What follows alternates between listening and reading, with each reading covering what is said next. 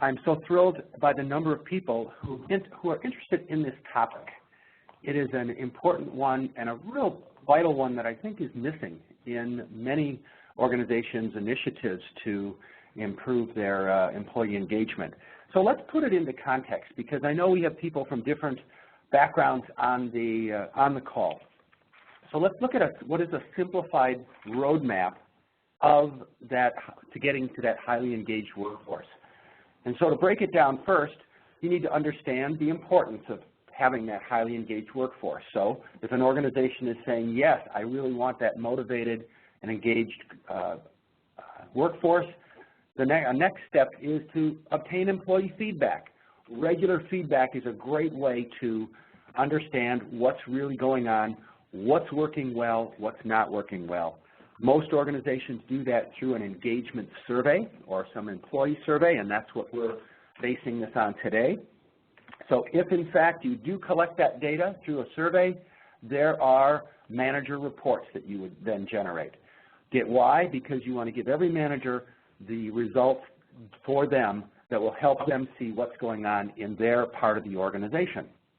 Once you do that, you then, most organizations ask those managers to digest and share the results, but that's not enough, because if you just share results and do nothing more, then the employees say, why'd you ask for my feedback? You want them to create action plans. So that's fine, but the next step is managers and staff need to complete those meaningful action plans that change behaviors and improve business results. Unfortunately, there is a major gap in this roadmap. We know there's a gap because many groups within even our client organizations struggle year after year to move that engagement needle. So today we're going to talk about taking a closer look at ways to close that gap. And in fact, it is to close that gap by equipping those managers, bosses, or HR business partners to be better coaches. Often in most organizations, there is someone that is assigned to help managers be a resource, answer questions, to be able to help them and equip them to be that resource. So as we begin, I'd like to get a better picture of how you are supporting the managers in your organizations currently. So we have a polling question. And so that question is going to look like this, and Scott's going to put it on the right-hand side of going to open that poll. But what kinds of support do your managers receive as they decide on action plans to increase engagement? Now, please check all that apply, but don't check ones that are wish list. Make sure they're ones that you do. So do you provide them written guides, tips, instructions? Are there online instructions on where to focus? Maybe your technology allows you to do that and to focus on areas. Are those managers invited to attend maybe an instructional webinar? Or do they go in person to a workshop or a webinar to really understand, what do I do with these results? How do I understand what we should work on? Does the boss of the manager act as a coach? Maybe the HR business partner is that coach. We think in many organizations it is that HR business partner. And then the last choice is maybe you have a survey, but you don't require any formal action plans. So as you're completing the survey, it looks like we've got a number of folks who've completed. We'll give you just looks like we'll give you another 15 seconds to close the poll to get those in. And as they're closing, I see the results, and it looks like almost everyone says that they provide written information. A few provide, about a third provide online suggestions, and wow, almost 78% have an HR business partner or other HR or OD person act as a coach or manager. That is compelling, and hopefully you'll find today a tip or two that will help you do that even more effectively. So as your managers are getting their engagement results, and it's time for them to work with their teams to take action, many managers, even with support, feel kind of alone, like they're in a boxing match. let's look at this. At one corner, you've got the manager. And you know what? They're trying to do the right thing. Most managers want to improve the engagement in their workforce. But what's opposing them? What is their opponent? First, choosing the right area to focus on. If they choose the wrong area, the staff may not be engaged and you may not move the needle. I think one of the biggest opponents is time. Lots of managers today have so many goals, objectives, tasks, activities to do. Very hard to find time for anything, much less working on something that may not seem as connected to the business as that next shipment getting out. Third, many managers, there's a lack of self-awareness or blind spots. You know, many managers are promoted because of their technical skills, not because of their leadership skills, so they often lack some of that self-awareness. So getting action planning right is hard to do. And last, even if they do work on the right thing, breaking old habits is hard. Newer research in the last couple of years has indicated that often it takes up to 66 days to form a new behavior. So it really is hard to do, and so we want to equip coaches to be most effective to help those managers. So let's get started. Now, the first question I need to ask all of you is, are you providing your managers and groups with the support they need? It's a rhetorical question, but I've shared with you some data here on the right-hand side of the screen. Every diamond, every blue diamond represents one group within a large client organization of ours, a very effective client, a client who would be arguably good engagement. But you'll notice that those groups, and you notice group size on the bottom, so some of these groups are as large as 80 people who've responded. What kind of support are you providing to them? And in fact, even with coaches, even if they have very high engagement or very low engagement. This organization has an average of 69%, but you can see, and I'll bet most organizations are like this, everyone that I've worked with has this type of distribution. What are you going to do with those managers? Well, with the ones at the very top in the upper quartile, they probably are your role models, and they're the people you want to get best practices from and to help them lead others and to share their success stories. Number two, the third quartile, there might be a few rough edges, but I'll bet most of those people in those groups with that level of engagement in that group are going to try to move to that top level. Now, in the second quartile, that's where I start seeing the real work, because many of these managers are they're not really connected as much with engagement, not as excited about it, and you know what? Maybe good enough is good enough, which it isn't.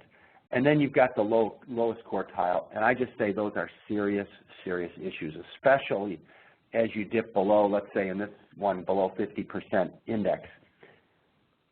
Today, we're going to be focusing on the area circled here, from just dipping into that low quartile up to the third quartile, because being quite honest, coaching and with the kinds of engagement results, if there are serious issues going on, you probably need more serious interventions than simply a survey that points things out. However, the tools that you use will work in all areas. I think they'll work best in that middle ground. So let's take a look at that first coaching technique. We said we'd share 3 today, and the first is the power of reflection. You know, reflection is something that most managers don't do enough of, but the first thing that we need to do is make sure that they understand their results.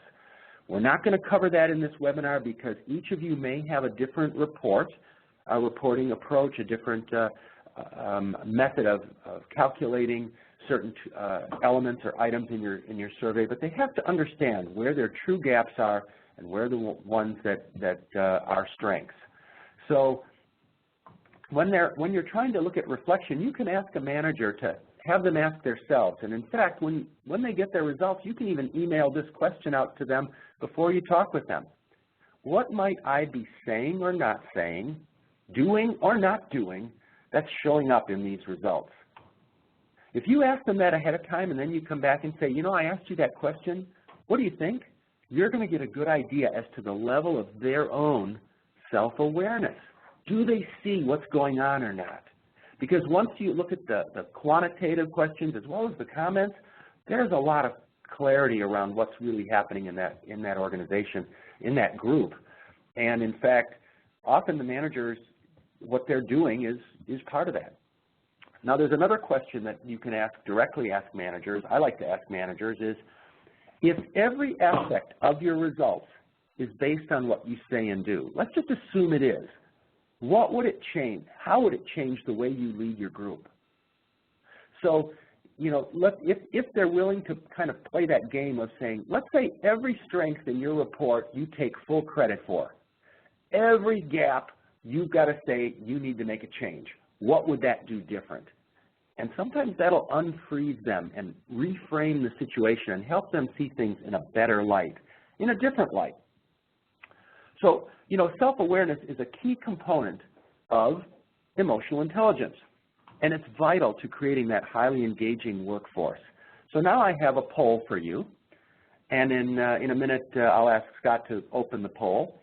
But if you think about your managers, what percentage of them would you say have strong emotional intelligence? And for those of you that aren't as familiar with that concept, I've put a definition on the bottom of the screen. The capacity to be aware, control, and express one's emotions, and to handle interpersonal relationships judiciously and empathetically. What percentage of your managers, and I've given you some brackets there to track, so if you can complete that, I'd love to find out what your thoughts are on where you see your managers.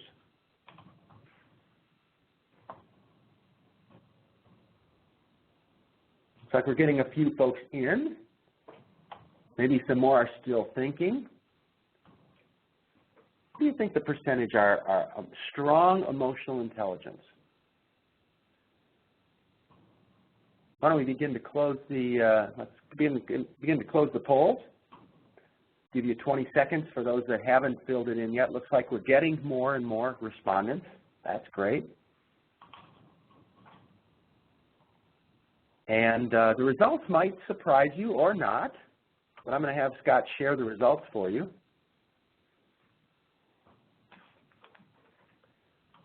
And you'll see that no one selected 60 to 80%. The highest, most people are saying about half their managers have strong emotional intelligence. Well, if they don't have that strong self-awareness, how can they be in the best position to improve engagement? It's like the physician healing themselves. Very hard. In fact, the research on the importance of emotional intelligence is very compelling. I pulled some research from Daniel Goleman, kind of the father of emotional intelligence, and by his research, he indicates that 85% of the success of leaders is determined by their EQ, emotional intelligence, as opposed to their skills and education and intellect. 85% of the success. So when you pair that together with in what we're trying to accomplish with action plans and engagement, you can see why you need to be, managers need to have some coaching. What is the good news is that emotional intelligence is trainable, and anything that our coaches can do to help managers be more reflective will be quite beneficial. All right, let's look at that second technique. Prepare managers before they share their results. Now, this might seem really easy, and gee, we do that. We give them a webinar. You know, it's more than that, and I'm going to give you some quick tips on how to do that. First, review the purpose of the employee survey, the engagement survey, from the employee's perspective, not the business perspective. And as you can see, I've shared here a summary. Your staff wants to share this share how they feel about work, and their goal is to hope that it'll help create a better environment. Doing that will help your managers understand how important it is to those staff. Number two, sharing results is a time to listen, not defend. I've been in countless engagement action planning meetings earlier in my career where managers were making excuses and making rationale and explaining away results. It's not the time. They need to listen. And that's part of, if they listen, more and more people will respond and will volunteer more information. And the third thing I like to share with managers is be receptive to feedback. What you hear you may not like, but you know what? Feedback is going to help make you a stronger and a better, more effective leader. And it works. It really does. So preparing leaders to share those results. Well, now, without preparation, I don't know about you, but have you ever seen any large group meetings that have been run poorly? I have. And what I'd like you to do is, if you have, I'd like to hear from some of you. This is the time to enter into the chat panel. And what have you seen as some of the biggest challenges in group sessions where the results are shared or action planning takes place? So in that chat panel underneath where it says all participants, or I'd like you to share some of your results.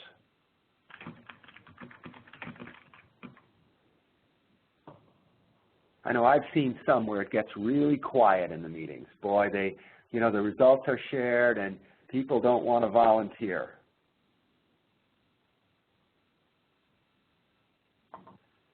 Oh, I've seen one come in, yes. Also another one that indicated that they're quiet, or there's the rolling of the eyes. Yes, absolutely. Oh, another one, okay. The one where only the people that always talk do, yeah, you call on the same people, the ones that are the vocal ones, and the others just sit back and can't wait for the session to end. Absolutely. So if you are a coach who is involved in maybe co-presenting or co-facilitating a group session or able to, the third coaching technique is for you. And that is increase the value of results sharing and action planning sessions. So increase the value of those group sessions, and I'm offering 3 tips from our client organizations and from our senior consultants who are out there working with them. And so here they are: pair up, gallery walk, and forced choice. We're going to talk about each of these 3. The first, pair up and who heard.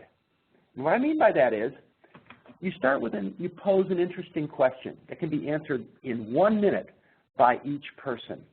And I'm going to give you 2 possible examples here, and you can come up with your own, but here's one. If you ask the group, if you were the leader of a group like this one, not the leader of this group, it's like this one, what is one thing you would do to motivate everyone? And then you'd say, okay, you have 1 minute, pair up, share 1 minute with the other person, and then that other person shares with you. A second question that's similar but not the same is, if you were a leader of the group like this one, what is one thing you would ask your team members to do to motivate and support each other? In other words, get those people thinking about they have an obligation to support each other, motivate each other, hold everyone accountable.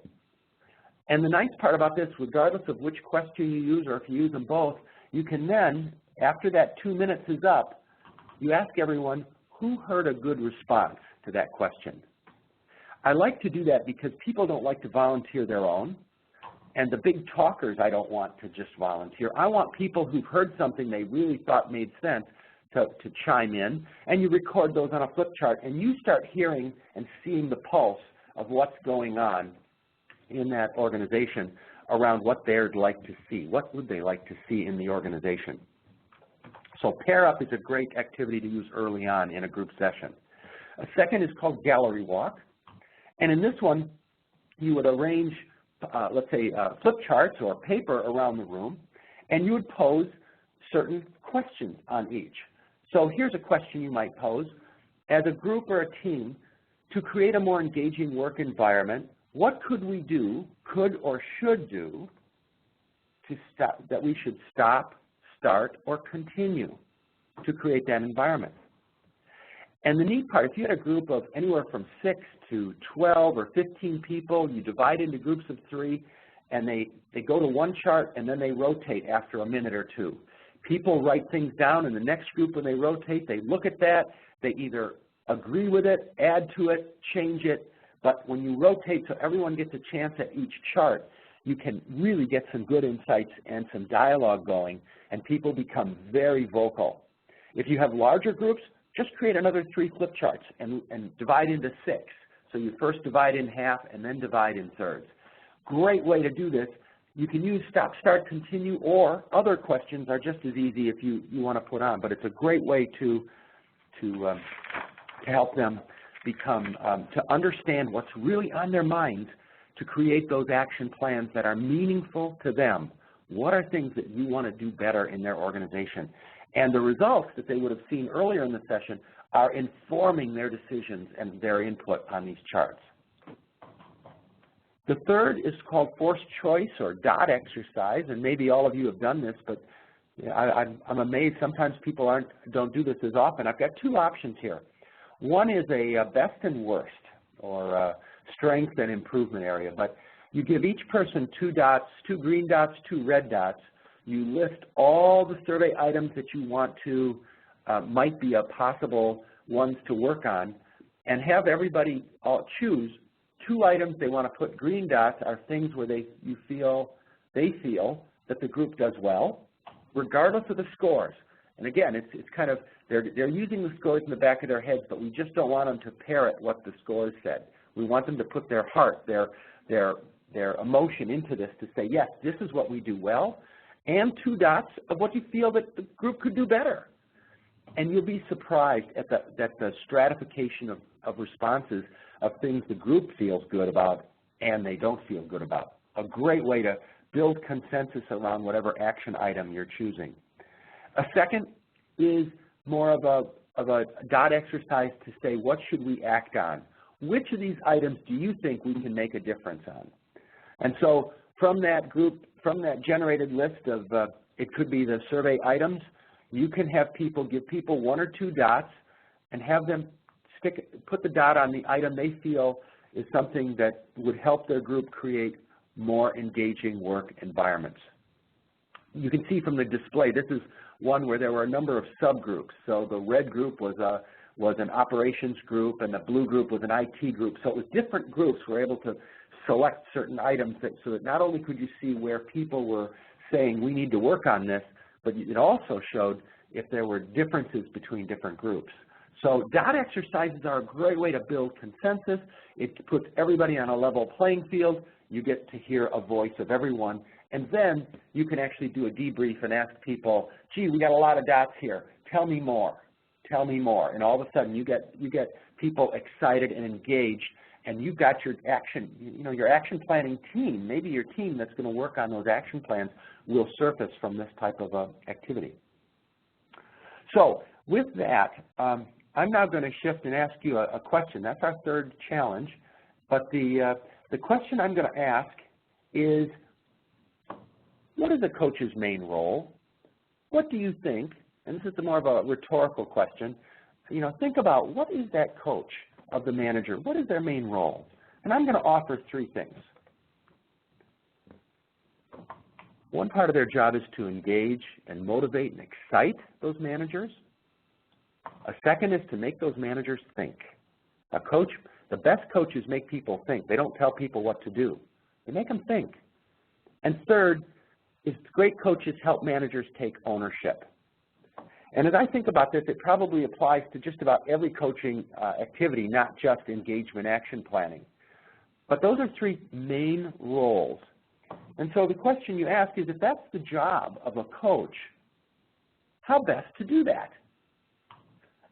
My response is to ask powerful questions. Certainly there are questions, and to prepare in advance, the best coaches really don't try to give advice and try to read the results and say, here's what I see in the results, but ask questions that get the manager thinking, get them and their teams realizing what's in it for them. So now I'm going to share with you a list of questions that you'll be able to get from the slides, the downloads, and ones that we found that have been very effective with organizations. And here are some of them. The first, what would be different in your group if everyone strongly agreed to this survey item?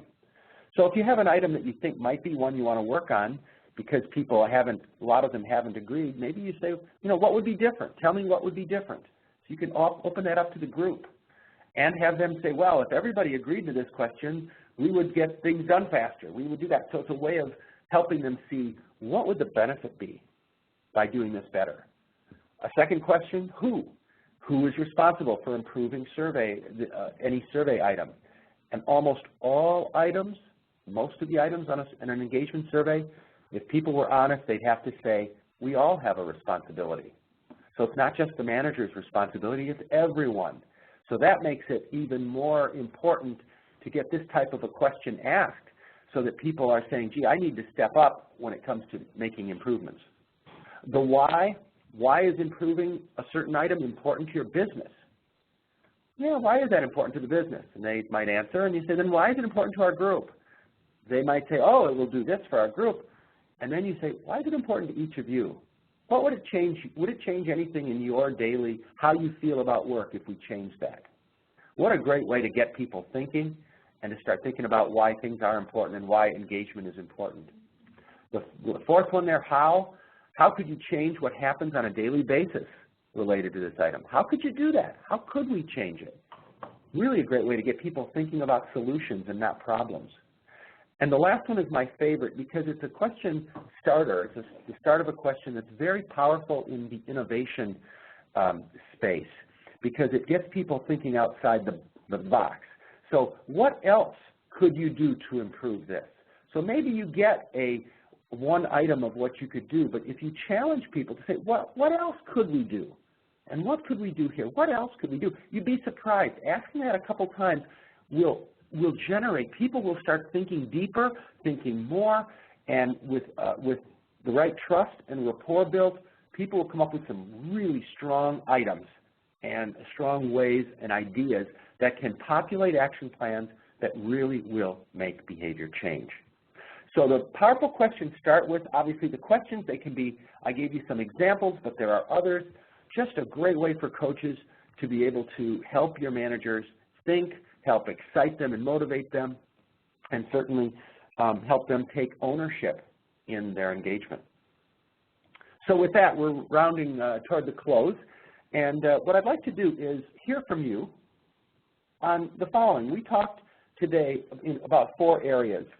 And you may have questions, and you can start populating your questions in the chat panel, or thoughts, tips, ideas, comments about any of the 4 topic areas we have. The first one being the power of reflection. The second being, how to prepare managers. Maybe you found a great way to prepare managers. I'd love to hear it. How about group sessions? How have you gotten group sessions to be even more engaging and exciting? And then, of course, just the whole idea of asking questions. I'd love to hear from you. We will cover some of the questions, but if you have questions that we don't cover, as Scott mentioned earlier, we will respond and get them out to the entire group as we go further. So please enter in any thoughts or comments you have, any of these that really struck a chord today, ones you'd like to try as you roll out your next survey. That would be great.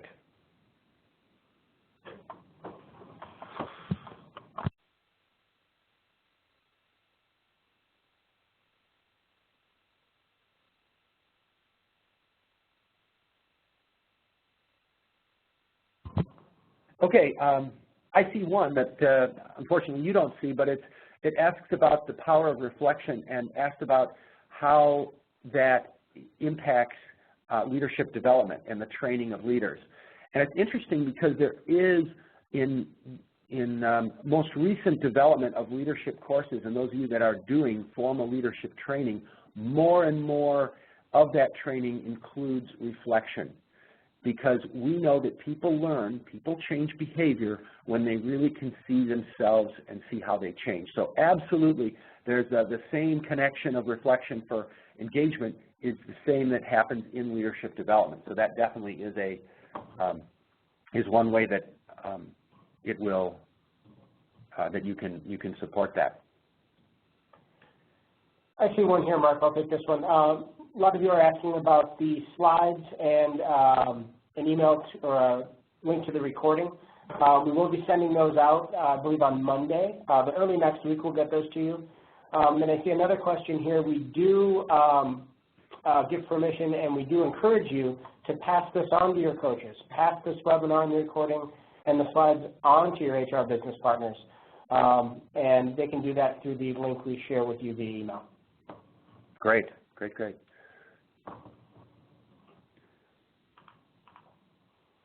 Any other questions we have coming in? Power of reflection, David, is key. Leaders set the tone for engagement, and setting cannot improve without the power to change by the leader. So important.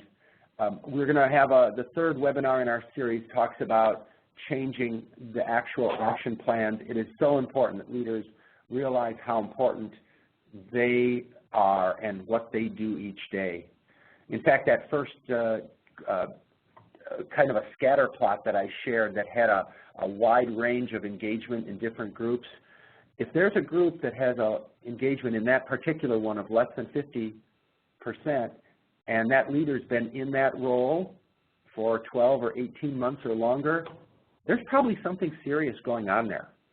And it's more than likely that leader has a big impact on it, or there could be some very disengaged employees that are causing some real disconnects there. So as an organization, that's where you focus your time to say, how can we help this group?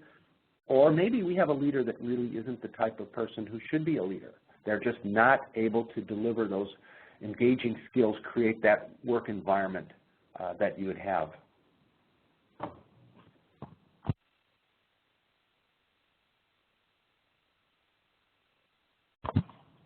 Another question came in about are there tips or things that we can do, tips or other resources that you would suggest? Yes.